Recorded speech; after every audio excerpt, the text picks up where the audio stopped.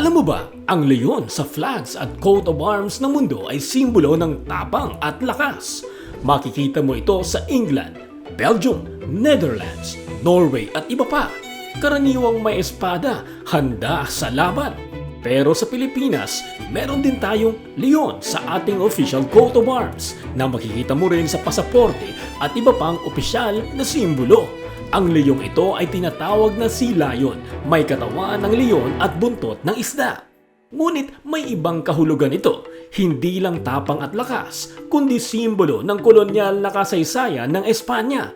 Hango sa Kingdom of Leon sa Spain, ipinapakita nito ang panahon ng Spanish rule sa Pilipinas, kasabay ng American Bald Eagle sa shield, kumakatawa naman ng US colonial period. Kaya habang ang ibang bansa ay gumagamit ng leon bilang universal symbol of power, sa Pilipinas, ang leon ay paalala ng ating kasaysayan at kung paano tayo naging bansa, isang kakaibang kwento sa likod ng simbolo.